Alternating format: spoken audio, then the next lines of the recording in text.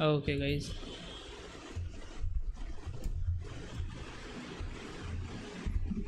Okay, so what is tensor flow? Tensor flow का नाम आप लोगों ने डेफिनेटली सुना होगा. ये एक ओपन सोर्स प्रोजेक्ट था which was taken over by Google बाद में. और tensor flow helps us create computational graphs को वर्ड यूज़ नहीं करते हैं. Tensor flow basically helps us optimize any function. ठीक है, what you can do with this, you can optimize almost any function.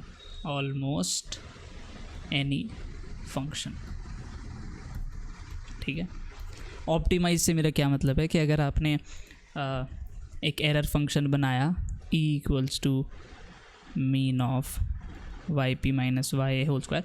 So TensorFlow has capability कि वो इस function के डेरिवेटिव्स ऑटोमेटिकली कंप्यूट कर लेगा, ग्रेडियंट डिसेंट या फिर और भी जो बाकी एल्गोरिथम्स हैं जिनकी भी बहुत सारी मैथमेटिक्स है, such as Adam optimiser, Adagrad, RMS prop. Okay, ऐसे मतलब अराउंड 15 के आसपास एल्गोरिथम्स हैं जिनकी मैथमेटिक्स सीखना बहुत ज़्यादा इंटरेस्टिंग है गाइज. सो वो सारे algorithms basically help us optimise one. मतलब कई ऐसे एल्गोरिथम है जिनमें आपको लर्निंग रेट भी सेट करने की ज़रूरत नहीं है, वो अडेप्टिव लर्निंग रेट जैसा वहाँ पे सिस्टम है. सो वो सारे आप यूज़ कर सकते हैं in this. okay, in basically TensorFlow to minimize or maximize these functions. That is why reinforcement learning में they use TensorFlow a lot of times. Yes, there is one more thing, that is Keras. आपने इसका नाम ज़्यादा सुना होगा. Keras is a high level module of TensorFlow. मतलब TensorFlow के ही code को आसान करा गया है Keras में. मतलब लेट्स से आप अगर TensorFlow में सिंपली डॉट प्रोडक्ट यूज़ करते हैं, TF डॉट जैसे हम NP डॉट करते थे, तो यहाँ पे ये सब हटा के हाई लेवल वर्ड्स यूज़ करे गए हैं जैसे कॉन्वोल्यूशनल लेयर. ठीक है, जब हम कन्वोल्यूशनल न्यूरल नेटवर्क की बात करते हैं, RNN लेयर. ठीक है, RNN की लेयर वैसे बनाने में बहुत सारी मैथमेटिक्स की ज़रूरत पड़ती है, बट यहाँ पे ये चीज़ें ऐसे मॉड्यूल्स की फॉर्म में बना दी ताकि you can focus on your work rather than your code. मतलब जब एक लेवल के बाद आप जब सारी मैथमेटिक्स सीख चुके हैं, देन बार बार अगर आप मैथ्स को ही कोड करेंगे तो you will lose a lot of productivity. इसीलिए ये चीज़ें बहुत इंपॉर्टेंट है. इसीलिए sklearn भी एक टाइम के बाद इंपॉर्टेंट है, बट अभी जैसे आप लोग सीख रहे हैं तो sklearn इज़ नॉट इम्पॉर्टेंट. जैसे उस दिन हमने लॉजिस्टिक रिग्रेशन की पूरी मैथमेटिक्स सीख के फिर sklearn यूज़ किया तो दैट वाज जस्टिफाइबल, क्योंकि हमको पता था उसके पीछे क्या हो रहा है. So let's start with TensorFlow. तो हमने जैसे जो न्यूरल नेटवर्क बनाया था, इसे अब हम लोग TensorFlow में बनाने की कोशिश करेंगे. और मैं चाहता हूँ गाइज़ आप लोग मेरे साथ में इसे कोड करें. आप सभी लोग जाएं colab.google.com के ऊपर और एक नोटबुक क्रिएट करें जस्ट लाइक दिस, colab.research.google.com. ये मैं लिंक आपको इसमें सेंड कर देता हूँ. एंड आई होप आप सभी अपने लैपटॉप से कनेक्टेड हैं. अगर आप फ़ोन से कनेक्टेड होंगे तो you won't be able to get maximum out of this course.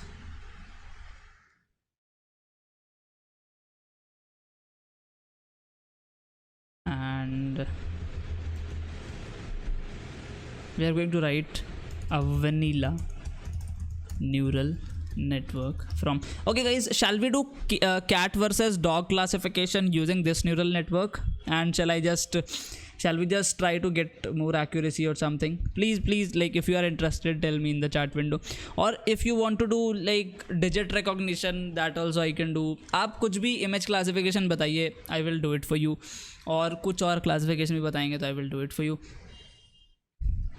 विवेक कह रहे हैं डिजिट क्लासिफिकेशन के लिए, आस्था कह रहे हैं कैट वर्सेस डॉग के लिए, आदित्य भी कह रहे हैं कैट वर्सेस डॉग के लिए. तो आप सभी कैट वर्सेस डॉग कर लेते हैं यार, डिजिट क्लासिफिकेशन करें. चलिए डिजिट क्लासिफिकेशन करते हैं. So digit recognizer using feed forward neural network TensorFlow 28 ml course. आप सभी जब भी नोटबुक बनाएं डेफिनेटली उसको नाम ज़रूर दें, क्योंकि फिर जब आप बहुत सारी नोटबुक बना लेंगे तो ढूंढना बहुत मुश्किल हो जाता है. ट्रस्ट में ये गलती मैं कर चुका हूँ. और लाइक यस डिजिट अक्षर, it is always there. a data set is always there in Colab, so you can easily get it. Let me use GPU. मैं आपको बताता हूँ guys how you can use GPU as well for your TensorFlow codes. Keras में ये use करना आसान होता है, आप बस GPU ऑन कीजिए, it automatically assigns your CUDA libraries. But in this TensorFlow you need to do one more thing. और एक और चीज़ मैं आपको बताना चाहूँगा गाइस, ये बहुत इंपॉर्टेंट है, बहुत ही ज़्यादा इंपॉर्टेंट है, ठीक है। यहाँ पे जो मैं TensorFlow आपको बताने वाला हूँ वो है TensorFlow 1.0, ठीक है। TensorFlow 1.0, TensorFlow 1.0 मैं आपको क्यों बता रहा हूँ, क्योंकि TensorFlow का जो अभी 2.0 वर्जन आया है, ठीक है, उन्होंने पूरा का पूरा वो केरास के जैसा बना दिया। आपको काफ़ी चीज़ें सोचने की ज़रूरत नहीं है, प्लेस होल्डर की कैपेबिलिटीज़ वहाँ से चली गई है, so it hinders the understanding, मतलब वो बहुत ज़्यादा हाई लेवल हो गया, तो वो एक आपको लगता नहीं है कि आप स्क्रैच से कोड कर रहे हैं। Yes it is very useful, yes लोग पूछते हैं कि आपको 2.0 आता ही नहीं आता, तो हम 1.0 सीखेंगे, फिर हम केरास सीखेंगे, जिससे हमारी 2.0 की कमी ख़त्म हो जाएगी, ठीक है। और 1.0 आप कैसे यूज़ कर सकते हैं, अभी अगर मैं यहाँ पे let's say import TensorFlow as TF करूँगा, so it will import TensorFlow 2.0. I don't know how to just get TF version. I guess TF dot version is the way to get the TensorFlow version. TensorFlow version. How to print? Yes, TF dot version should print it, guys. Let's see. ये यहाँ पे हमें 2.0 TensorFlow देगा. You can see V2. Now what we want to do, we want to use TensorFlow 1.0. So we can, like, what we can do, import TensorFlow dot compat, मतलब इसका जो compatible, अभी भी इन्होंने इसके अंदर TensorFlow version 1 का कैपेबिलिटीज़ डाली हुई है, आप अभी भी यूज़ कर सकते हैं।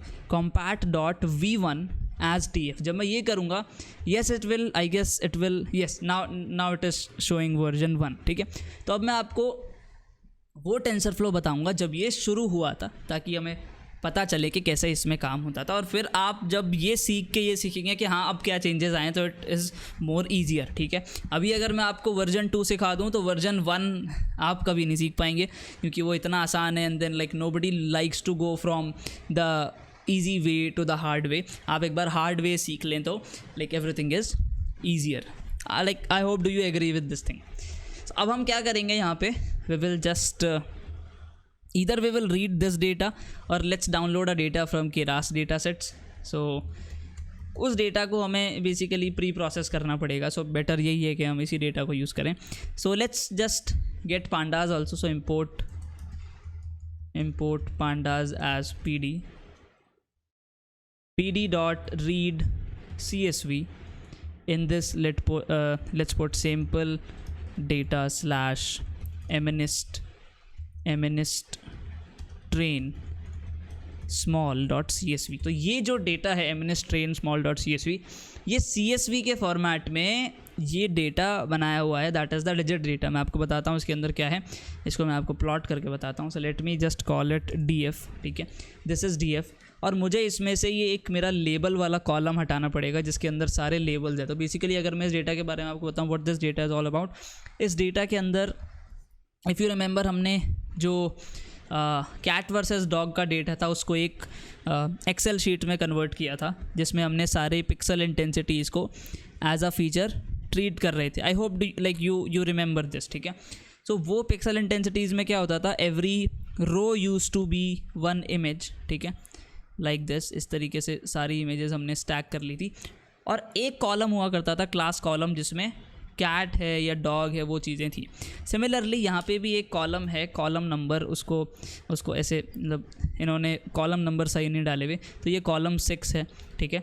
और जो बाकी कॉलम्स है वो यहाँ पे 784 हैं। अगर आप देखें ये 784 तक जाएगी। 784 तक क्यों जाएगी, क्योंकि ये जो इमेज है इसकी शेप है 28x28। आई डोंट नो, ये तो 784 भी नहीं जा रही है, 590 तक जा रही है। आई don't know why it is happening, शायद ये इमेज छोटी है, बट नो वरीज़, हम इसमें से वो 6 वाला कॉलम निकाल देंगे, ठीक है। ये 6 वाला जो कॉलम है ये हमें हटाना है। हटाना क्या है, हम इसको एक्सट्रैक्ट कर लेंगे y एक्चुअल के नाम से, ताकि हम हमारी मशीन को ट्रेन कर सकें। तो दिस इज़ y एक्चुअल।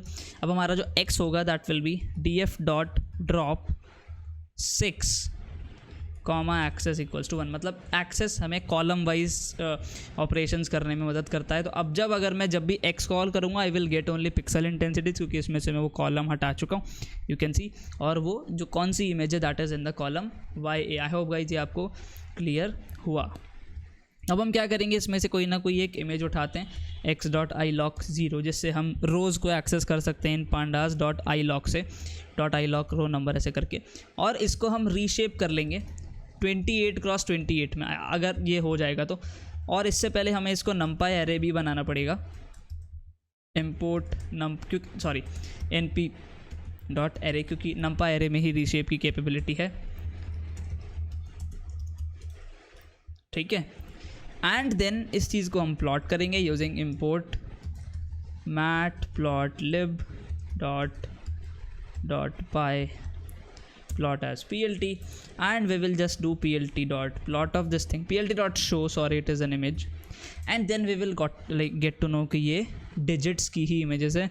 यहाँ पे इशू आ गया just because I don't know reshape की वजह से आया है, ये कहाँ से आया है, x.iloc0, let's see what it is giving us, it is plt.imshow, and you can see this is a hand written digit, ठीक है। अगर मैं दूसरी डिजिट पे जाता हूँ तो I will get a different, ये 7 डिजिट है, ठीक है। अगर मैं 15 पे जाता हूँ तो ये लाइक 15th नंबर पे 3 नंबर की डिजिट है। तो ये जो पूरा डेटा है guys, this data is all about a lot of handwritten digits, जिसकी मदद से हम हैंड राइटिंग रिकॉग्निशन जैसी कुछ चीज़ें बनाते हैं। ऑब्वियसली ये डिजिट्स पे लिमिटेड है, लेकिन पूरा डेटा अवेलेबल है जिसके अंदर सारे अल्फ़ाबेट्स भी हैं, दैट इज़ एक्सटेंडेड एमिनिस्ट, ओके। तो यहाँ पे हमने बेसिकली क्या करना है, वी हैव वन इमेज, मतलब हमारे पास बहुत सारी इमेजेस हैं 3 की, ठीक है। मतलब अगर मैं पूरा डेटा का आपको सिनॉप्सिस बताऊं तो यहाँ पे क्या है, यहाँ पे ऐसे इमेजेस हैं, let's say image for 0, image for 1, image for 2, 3 3, 4, 5, 6, 7, 8 and मैं 9 को ऊपर लिख देता हूँ, ठीक है। तो ऐसे जो टोटल इमेजेस है they happen to be around 60,000, ठीक है। 60,000 को आप 9 से डिवाइड कर दें अगर, so it comes out to be 6,000, ठीक है। तो हर एक क्लास की अराउंड 6,500 इमेजेस हैं, मतलब 6,500 अलग अलग तरीक़ों से इन नंबर्स को लिखा गया है, अलग अलग इंसान की हैंड राइटिंग में है, ताकि जितना ज़्यादा वेरिएशन हो उतना कम बायसनेस हो। ये लाइन अगर आपको नहीं समझ आई, डोंट वरी, आपकी स्टैटिस्टिक्स कमज़ोर है बट मेरा जन्म इसीलिए हुआ है ताकि आपकी स्टैटिस्टिक्स को मजबूत कर सकें मशीन लर्निंग वाले भैया, ठीक है। So let's proceed further. तो ये जो पूरा डेटा है, इसके साथ में हमारे पास जो क्लास वेरिएबल है वो सारी जहाँ 9 इमेजेस हैं उसके लिए हमारे पास उस क्लास के अंदर 9, मतलब 9 इज़ द क्लास, 0 के अंदर 0 है, 1 के अंदर 1 है, 2, 3, 4, 5, 6, 7 और इसके अंदर 8। ये हमारे पास डेटा है। मेरी voice lag, okay so now I am on my mobile data, so maybe speed और कम आ सकती है, but let's see. So we were doing the code of TensorFlow, और हमारा जो कोड था इट वाज ऑन कोलैब, या और ये हमारा डेटा था। डेटा में जो एक इमेज है that is of 28x28 and this image इस इमेज को बेसिकली फ्लैटन करके पूरा डेटा बनाया हुआ है, दैट इज़ इन x। उसकी जो शेप है दैट हैपन्स टू बी इसका भी तो नेटवर्क चला गया, सो लाइक हमें ये भी शुरू से चलाना पड़ेगा।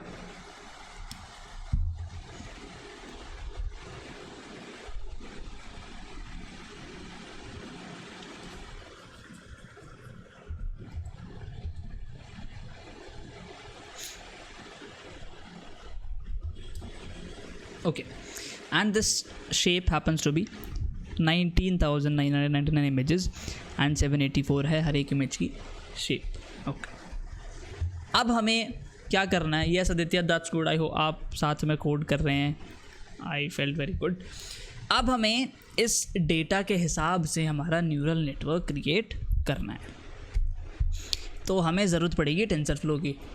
अब अगर टेंसरफ्लो से न्यूरल नेटवर्क क्रिएट करना है गाइज, तो मुझे आपको बताना पड़ेगा कि वो न्यूरल नेटवर्क कैसे क्रिएट करा जाता है यूजिंग द टेंसरफ्लो 1.0।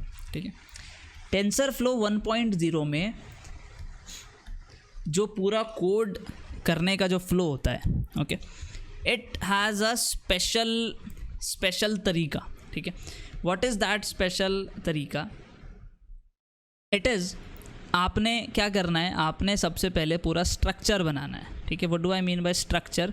आपको बताना है मेरा डेटा जो होगा वो किस शेप का होगा। डेटा की सिर्फ आपको शेप बतानी है, ठीक है, nothing more than that. Data की शेप बताई, फिर आपको क्या करना है, इस शेप के हिसाब से रैंडम मैट्रिसेस जनरेट करनी है। रैंडम मैट्रिसेस जनरेट करने का मतलब आपने सबसे पहले जनरेट किया W, कौन सा आएगा सबसे पहले? IJ।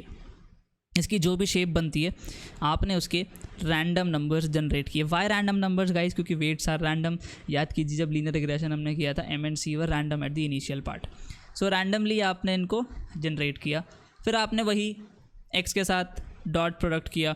x तो यहाँ पे अगर देखा जाए तो इज़ I हमने जो हमारा अभी छोटा सा न्यूरल नेटवर्क बनाया था उसके हिसाब से इट इज़ I। ठीक है, आप डॉट प्रोडक्ट करेंगे, यू विल गेट J। ठीक है, then you will generate W JK। तो ये चीज़ें आपको करनी है, बट यहाँ पे आपको डेटा इनपुट नहीं करना है, हमें सिर्फ डेटा की शेप बतानी है। फिर जब हम ये पूरा का पूरा फ्रेमवर्क बना लेंगे, इस फ्रेमवर्क को वैसे बोला जाता है ग्राफ। अगर आपने डेटा स्ट्रक्चर्स पढ़े हैं जो लाइक टिपिकल डेटा स्ट्रक्चर्स होते हैं, अगर आपने उनकी एजुकेशन ली है तो आपने ये ग्राफ्स पढ़े होंगे। तो it is a graph, TensorFlow के पीछे एक ग्राफ बन रहा है। फिर आपको क्या करना है, इस ग्राफ के लिए बताना है कि भाई यहाँ आके you will just create one error function. ये हर टेंसरफ्लो के कोड में सेम होगा। मैं आपको ये नेटवर्क बता दूंगा, कोई दूसरा नेटवर्क बना दूंगा। आप जो भी नेटवर्क बनाना चाहते हैं बस आप ध्यान रखिए उसके अंदर कितने आपको न्यूरॉन्स रखने हैं, क्या रखने हैं, everything is dependent on dot product. ठीक है, फिर आप एरर फंक्शन लगाएं, mean squared error is the error function which we will be using in this time. Then आप बताएं कि आपका ऑप्टिमाइज़र कौन सा होगा, मतलब आप ग्रेडियंट डिसेंट यूज़ करना चाहते हैं या फिर स्टोचैस्टिक एडम ऑप्टिमाइज़र यूज़ करना चाहते हैं, RMS प्रॉप यूज़ करना चाहते हैं। इनकी मैथमेटिक्स ऑल्दो मैं आपको अभी नहीं बता पाऊँगा गाइज, वो एक बड़ी चीज़ है, इसको सीखने में ही we will take around 4 days। तो वो हम सीखते हैं इन द मेंटरशिप अगर आप एनरोल करेंगे तो। But this is how the TensorFlow code हम अभी करने वाले हैं। Then we will write the training code. ठीक है, training code, and after this training you will get your trained weights. Okay, and then you can do testing. आपको basically वो चीज़ मिल चुकी है जिसको आप अगर एक इमेज दो हैंड रिटन डिजिट की, तो वो एक तरीके से आपको प्रिडिक्ट कर सके कि इसमें कौन सा नंबर आपने लिखा है। इसका वो रियल टाइम वर्जन भी आप बना सकते हैं गाइस, बट अभी हम गूगल को लैब में, so it will take some time. उसकी मैं कभी वर्कशॉप करूँगा, तो definitely I will send you one invite. Okay, अब हम आगे चलते हैं गाइस और let's just proceed further to talk about this code. और हम लोग अब शुरू करते हैं। Let's create placeholder, sorry मैंने गलत वर्ड यूज़ कर दिया, डोंट जस्ट वरी। मैं प्लेस होल्डर्स के बारे में पहले आपको बताता हूँ, फिर मैं इस वर्ड को यूज़ करूँगा। सो जैसा कि मैंने आपको बताया कि हमें हमारे जो डेटा है उसकी सिर्फ शेप बतानी पड़ती है। शेप बताने से मेरा क्या मतलब है, हमें यहाँ पे एक खाली स्पेस क्रिएट करनी पड़ेगी। मान लो अगर मेरा 100x100 का डेटा है फॉर एग्जांपल, तो मुझे इसकी एक खाली वॉइड स्पेस क्रिएट करनी पड़ेगी, एक खाली स्पेस जिसके अंदर कुछ डेटा नहीं है, बट टेंसरफ्लो को बताने के लिए कि भाई हाँ तुम जो भी कंप्यूटेशन करो वो इस स्पेस के हिसाब से करो। और ये बनाने के लिए we use placeholder. Placeholder का क्या मतलब होता है इंग्लिश के अंदर, किसी चीज़ की जगह लेना। तो ये हमारे एक्चुअल डेटा की जगह ले रहा है ताकि हम अभी कोड बना सकें, क्योंकि अगर हम यहाँ डेटा इनपुट कर देंगे सारा तो हमारा कोड काफ़ी स्लो हो सकता है। So let's create a place holder. कैसे करते हैं, TF डॉट प्लेस होल्डर ठीक है।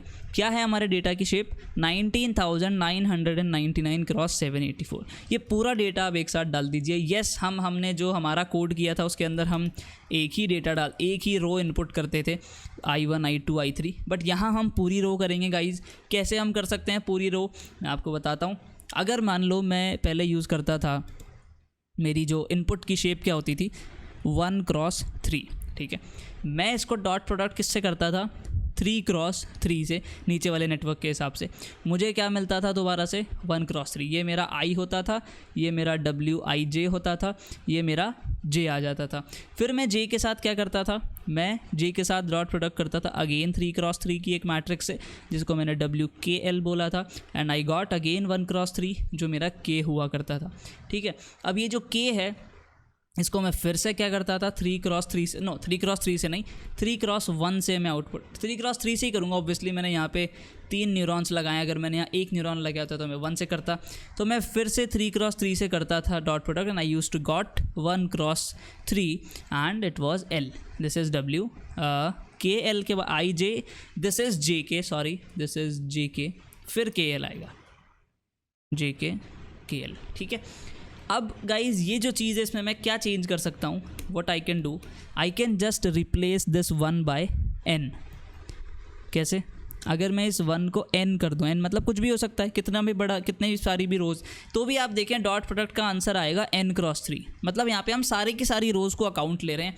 फिर से अगर आप यहाँ देखें तो सिर्फ n चेंज होगा, यू कैन, आप इसको वेरीफाई कर सकते हैं करके, और आउटपुट में सारे के सारे n के आउटपुट आ जाएंगे, ठीक है। सो दैट्स हाउ हम पूरा का पूरा डेटा भी इनपुट कर सकते हैं, और ये चीज़ के हिसाब से हम हमारा नेटवर्क बनाएंगे। और फिर मैं आपको बताऊंगा लास्ट वाली लेयर कैसे बनानी है। जैसे भाई इस न्यूरॉन में, इस वाले न्यूरल नेटवर्क में तो हमने यूज़ कर लिए 3 न्यूरॉन्स, ठीक है।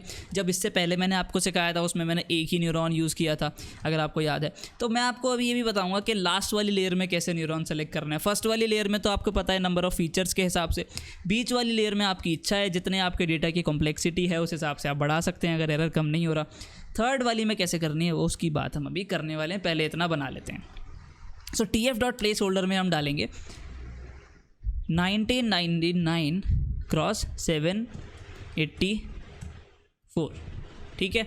इसकी मैं एक वेरिएबल बना लेता हूँ ताकि हम आराम से इसको यूज़ कर सकें। सो DF शेप इज़ दिस, और ये मैं फिर इधर लिखूँगा DF अंडरस्कोर शेप। इसके साथ में मुझे इसके अंदर 2 चीज़ें डालनी पड़ती है, अगर आप यहाँ पे देखें। फर्स्ट इज़ शेप, ठीक है, जो कि मैं खाली भी छोड़ सकता हूँ, बट यहाँ पे मैंने कुछ शेप लगाई है। दूसरा है D type, that is data type. और इसके साथ में एक और चीज़ ये है गाइस कि ये जो मैंने यहाँ पे 1999 लिखा है, इसकी जगह मैं यहाँ पे नन भी लिख सकता हूँ। नन मतलब कोई शेप नहीं, मतलब आप देखें मैंने सिर्फ नंबर ऑफ़ फीचर्स डिफाइन करने हैं, ठीक है। ये जो रोज़ हैं ये मैं लास्ट में जाके डिफाइन करूँगा, मतलब इस प्लेस होल्डर बनाते समय आप के पास फ्लेक्सिबिलिटी होती है शेप देने की और ना देने की। तो हमने सिर्फ ये बता दिया, ये नन ये कुछ भी ले लेगा, बस वो डॉट प्रोडक्ट के अंदर ये कुछ चिंता वाली बात नहीं होनी चाहिए। जैसे कि आप देखें यहाँ पे भी हम जो डॉट प्रोडक्ट कर रहे थे, मैंने जो यहाँ लिख के बताया था, इसमें ये n आप कुछ भी चेंज कर दो, कोई चिंता वाली बात नहीं है। इसीलिए मैं इसको नन रख सकता हूँ ताकि बाद में जाके मैं इसकी वैल्यू डाल सकूँ कि भाई मेरे को कितनी रो डालनी है। ये चीज़ हमें हेल्प करती है जब हम ट्रेन टेस्ट डेटा स्प्लिट करते हैं, या फिर हम जब स्टोकेस्टिक ग्रेडियंट डिसेंट यूज़ करते हैं, या फिर जब हम बैच ग्रेडियंट डिसेंट यूज़ करते हैं। सो उन चीज़ों में ये हमको हेल्प करेगा। तो मैं इसको नन 784 फॉर सम टाइम रख रहा हूँ। और जो मेरा डेटा टाइप रखने वाला हूँ, अगर आप देखें इसके अंदर क्या क्या हमें आर्ग्यूमेंट्स देने होते हैं। एक हमें देना होता, wait I don't know whether ये दोबारा आएगा या नहीं आएगा, बट एक हमें यहाँ पे डेटा टाइप देना है, that will do TF dot float 64। Float 64 मतलब हमारा डेटा पॉइंट की वैल्यूज़ में होता है मोस्टली, तो हम फ्लोट यूज़ कर लेते हैं। 64 इज़ द 64 बिट फ्लोट। अगर आपको ये जानना है कि ये 64, 32 ये क्या होता है, बिट क्या होता है, प्रोसेसर के अंदर 32 बिट और 64 बिट क्या होता है, तो कभी मैं अगर कंप्यूटर आर्किटेक्चर की वर्कशॉप करूँगा, definitely I will create the whole processor architecture for you. अगर आप अभी चाहते हैं कि एक बेसिक प्रोसेसर का आर्किटेक्चर देखना, सो अगर मेरे पास इस लैपटॉप में होगा, definitely I will show you. Let me just see whether I have that thing saved somewhere.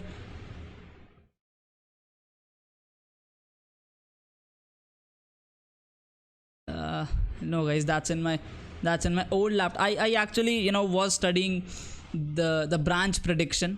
आपका जो प्रोसेसर होता है, इस प्रोसेसर के अंदर a lot of times you like basically जो आपकी इफ़ एल्स वाली चीज़ें चलती है या जो लूप चलता है उसके अंदर एक ब्रांच वाला इंस्ट्रक्शन चलाना पड़ता है आपको, जो कि पिछला इन्फॉर्मेशन आपको ला के देता है और वो थोड़ा सा स्लो होता है. ठीक है, उस ब्रांच को अगर आप प्रिडिक्ट कर सकें यूजिंग मशीन लर्निंग और reinforcement learning, then you can basically increase its a lot of speed. जब भी आज जो AI प्रोसेसर्स के बारे में आप सुनते हैं ना, स्नैपड्रैगन आई डोंट नो कौन सा वाला आया वो नया 865 और समथिंग, उसके अंदर जो वो AI like these are some sort of capabilities जो वो बना रहे हैं. तो like back and 2000, let me see मेरी वो गिटहब की रिपोजिटरी कब की है, so then I will be able to tell you मैं ये कब इस प्रोजेक्ट पे काम कर रहा था. और this was like where to see आपने कब गिटहब बनाई थी. Yes, this was back in June 2018 when I was doing this. So ये हो नहीं पाई ऑल द गाइज पूरी इतनी अच्छे से just because of time constraint. Aditya, no it was not quantum computing, that is something else. तो मैं आपको ये चीज़ क्यों बता रहा था, प्रोसेसर में मैं कहाँ से घुस गया एकदम से. हाँ, तो ये 64 बिट वाली चीज़ उसमें मेरे को बहुत अच्छे से क्लियर हुई थी. मैंने फिर एक वर्कशॉप भी की थी. सो बट नो वरीज़, मैं फिर से कभी आप लोगों के लिए वो कर दूंगा वर्कशॉप. बट ये जो हमारा प्लेस होल्डर है, इसको मैं बोलूँगा XPH. Okay, and now let's run it. ये मेरा X place holder is not compatible. Yes, we have to disable eager execution क्योंकि TensorFlow 2.0 के अंदर इन्होंने eager execution को बंद कर दिया, so उसको चालू कर दिया. so हमें उसको बंद करना पड़ेगा to use this TensorFlow 1.0 in 2.0. और वो बंद करने का सिंपल सा एक कोड है, that is जो हमने TF import कर लिया. जस्ट सिंपल से हमें देखना है TF dot disable eager execution. इसको हम एक बार कॉल कर देंगे तो ये हमें एरर नहीं आएगा. Let me just call it. और अब आप देखें ये प्लेस होल्डर हम बना लेंगे. फिर से दिक्कत आ गई. So it is saying expected argument for dtype not none comma. Okay, sorry, it should be tuple, maybe it will accept it. तो फिर ये पहले आएगा tf.float64, then this will be there. Okay, now it is working. और अब हमारा ये place holder बन चुका है x_ph and you can see this says एक TensorFlow की खाली जगह हमने बना दी है none क्रॉस 784 की, जिसके अंदर ऐसा डेटा होगा. आप इसके साथ कोई भी कंप्यूटेशन कर लो. कल को आप जब उस कंप्यूटेशन का बड़ा रूप बनाओगे तो आप मतलब मैं आपको इसका एक डेमो बना के बता देता हूँ. फिर मैं बेसिकली अगर पूरा ग्राफ यहाँ बनाऊँगा तो फिर कंफ्यूज होंगे. पहले डेमो बनाते हैं, उसको देखते हैं कैसा यूज़ करेंगे, फिर हम पूरा लाइक बड़ा वाला बनाएंगे. ठीक है, तो मान के चलते हैं एक हम प्लेस होल्डर बनाएंगे गाइज. एक सिंपल प्लेस होल्डर, एक सिंपल सा कंप्यूटेशन करके बताते हैं TensorFlow से, फिर आपको बड़ा करके बताऊँगा. तो tf.placeholder tf.float64 कॉमा, मेरे को क्या करना है, मान लो 1x1 का एक प्लेस होल्डर है जिसके साथ मैं किसी नंबर को मल्टीप्लाई करना चाहता हूँ यूजिंग TensorFlow. और मैंने वो नंबर क्या बनाया, नंबर इक्वल्स टू tf.variable. अब जो नंबर्स मेरे को बनाने हैं ना, जैसे मेरे जो वेट्स होंगे जो मुझे रैंडमली इनिशिएट करने, वो मुझे tf.variable में डालने पड़ेंगे. मतलब ये चीज़ें चेंज होगी. वेरिएबल का क्या मतलब है, जो भी चीज़ मैं वेरिएबल में डालूंगा ये उसी के रिस्पेक्ट में डेरिवेटिव्स को कंप्यूट करेगा. समझ रहे हैं आप बात को. अगर मैं इसको भी अगर ऑप्टिमाइज़ करने की कोशिश करूँगा तो ये इस नंबर की इक्वेशन के रिस्पेक्ट में डेरिवेटिव कंप्यूट करेगा TensorFlow ऑटोमेटिकली. इसीलिए हमको ये अलग अलग करना ज़रूरी है. सो मान लो ये वेरिएबल मैं दे रहा हूँ एक 1x1 का नंबर np.random.random 1x1. ठीक है, मुझे क्या करना है, मुझे जो मेरा आउटपुट निकालना है that should be equals to simple placeholder multiplied by number. ये मेरा आउटपुट है, ये मुझे लाइक प्रिंट करना है. ठीक है, तो वो मैं आपको करके बताता हूँ. ये रैंडम, हम अगर आप रैंडम नहीं लेना चाहते तो मैं एक काम करता हूँ, यहाँ पे एक नंबर रख देता हूँ ताकि हम आउटपुट को वेरीफाई कर सकें. मान लो इस नंबर को मैं रखता हूँ 5. ठीक है, और मैं इसका एक numpy एरे बना देता हूँ. N P dot array. हम इस नंबर को अलग से बना लेते हैं बेसिकली यहाँ पे, n equals to N P dot array